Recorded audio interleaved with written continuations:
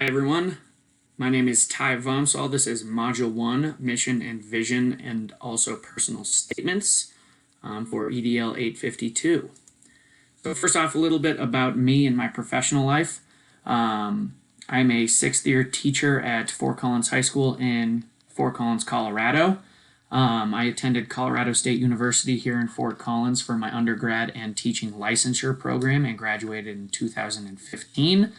I got a job at Fort Collins High School right out of college and have been teaching there ever since. Like I said, it is my 6th year.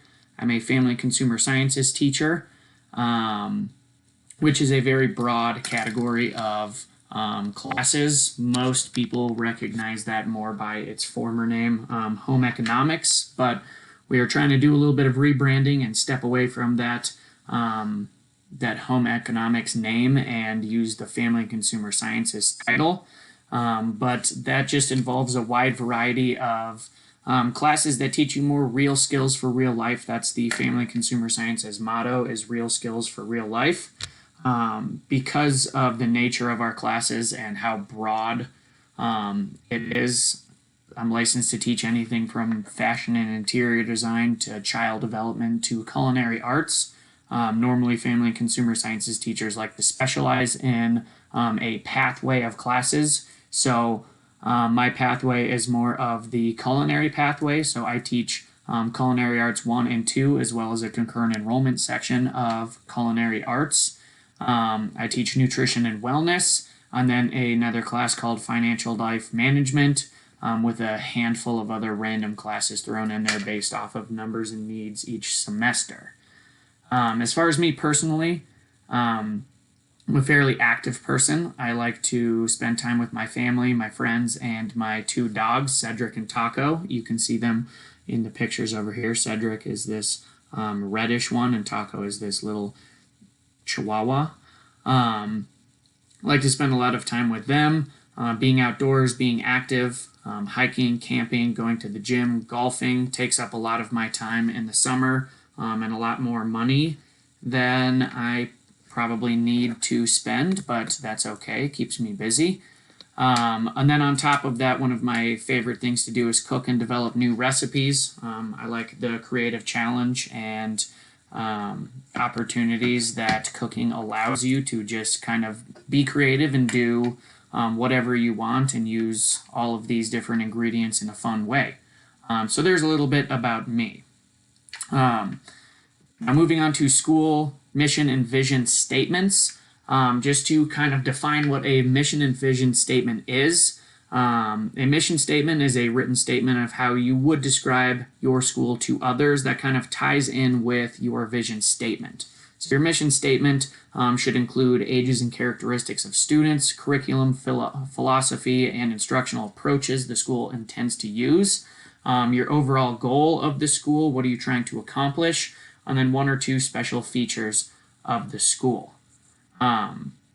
Your vision statement is a statement that helps people outside of the school understand how you hope others will view your school, and describes your highest priorities, as well as, things that you're trying to accomplish as a school, and what your goals are and your values. So that's what a mission and vision statement are. They're fairly important to the success of the school because it keeps the school and the community focused on the core purpose of the school. What is it that you're trying to accomplish? What are your goals? How are you planning on getting there? And framing and communicating the school's goals through a mission statement is the perfect way to communicate the direction and focus of the school environment. So the mission and vision statement work hand in hand by just outlining the school's values and objectives, and then the mission statement is going to explain what the school is doing to achieve that vision. The process for developing mission/vision statements at the school is in 4 steps. Number 1, soliciting, so gaining input from all the stakeholders on the core values that should be included in the school's vision statement, getting input on what the end goal is going to be, what all of the values are that the school should be focusing on for their success and student achievement over the next 3 to 5 years. Step 2 would be collaborating. So collaborating with the leadership team at the school to draft a school vision statement based on all of the gathered input from the stakeholders. Number 3 would be presenting a draft of that vision or mission statement to stakeholders in order to allow for revision and discussion, kind of workshopping that mission and vision statement, working on the wording, really getting that nailed down so that you have, a concise vision statement or mission statement that is easy to read and understand for all of the stakeholders. It actually has a purpose. It tells you what your end goals are, what your core values are, how you're planning on achieving those, and really just coming up with nailing down your statement before step 4, which is just unveiling it to the stakeholders to show what your school's direction is going to be for the next 3 to 5 years, kind of what your goals are, how you're planning on achieving those, culminating into that mission or vision statement. So to develop an actionable mission and vision statement that uses all sorts of values and priorities through your community, you want to make sure that there's buy-in from all key stakeholders, so your teachers, your support staff, your students, parents, community members, everyone who's going to be involved in the school system should have some input on what your mission or vision statement is going to be. You can do that through a variety of different methods, including things like, using surveys, either a one-time or a continuing survey, just to make sure that the stakeholders and your core values don't change over the course of the 3 to 5 years that you're using your mission or vision statement. You can have meetings or interviews or questionnaires. Any method that you use, you should be gaining community input on the vision and mission,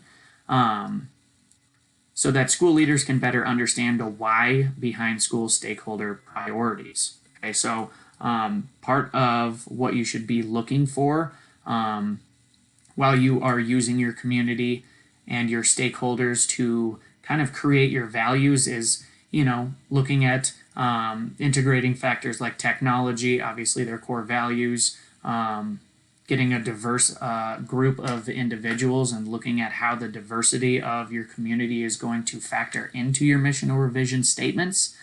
Same thing with your equity, digital citizenship, and a variety of other components that kind of all make up your school community, and how that is going to make an impact on what your values are, what your goal is for your mission statement. So some characteristics of a very well-written mission statement would be these 5 things listed on this slide. Number 1 being academically focused. So it's reminding all your stakeholders that strong academic performance is the end goal of your school's vision. Or whatever it is that your mission or vision is, it should be focused primarily on that. Because it's a school, it should probably be fairly academically focused, but just a part of the statement is making sure to remind your stakeholders that strong academics is the end goal of your vision. You need to have your objectives clearly expressed, so it has to be written in terminology that all stakeholders can read and understand, whether that be students or community members or parents, local business partners, school staff. It has to be written in terminology that can be easily read and understood.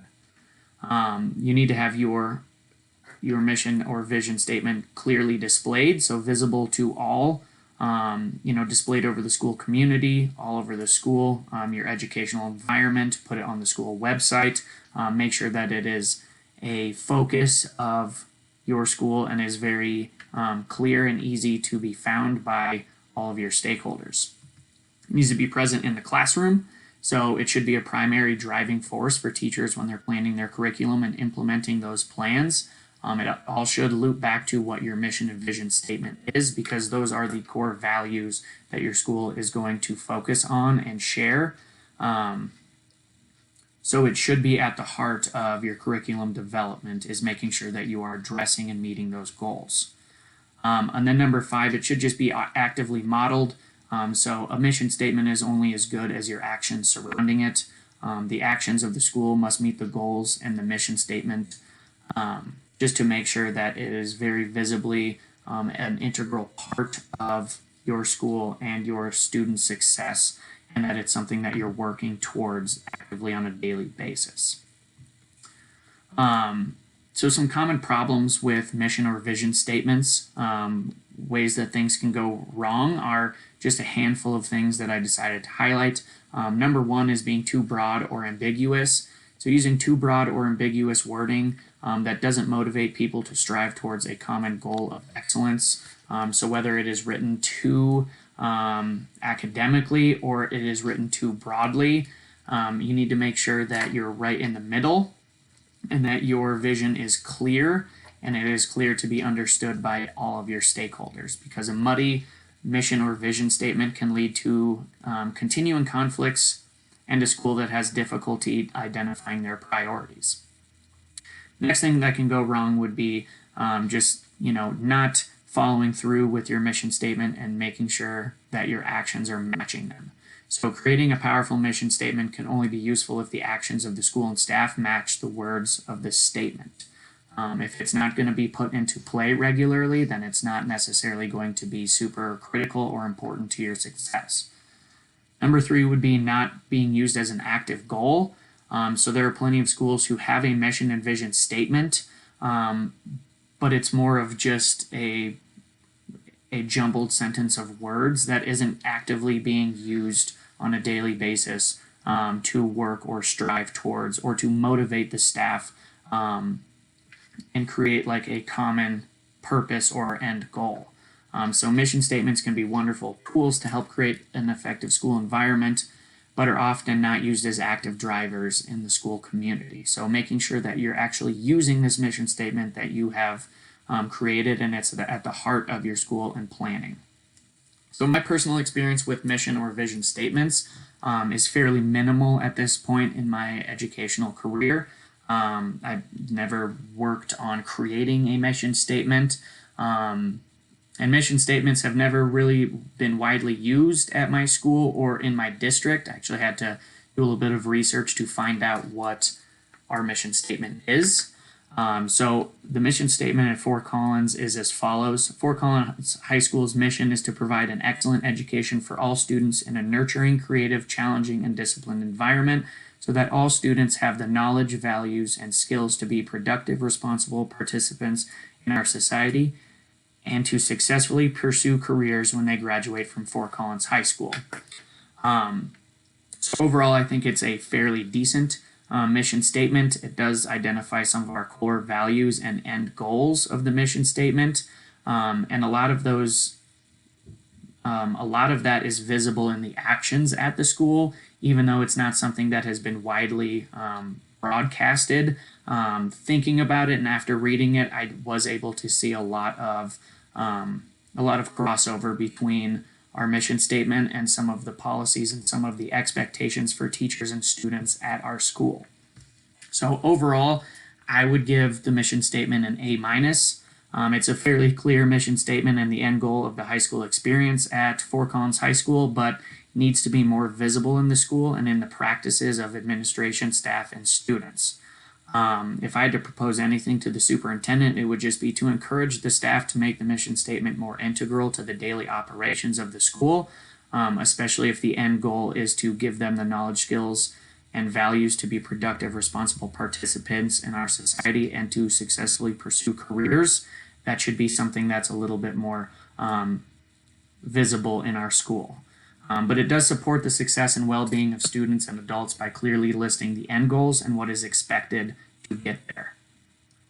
So this assignment showed correlation to the standards by allowing me to investigate a variety of important factors related to the design and implementation of a school vision, as well as the process for continuing improvement.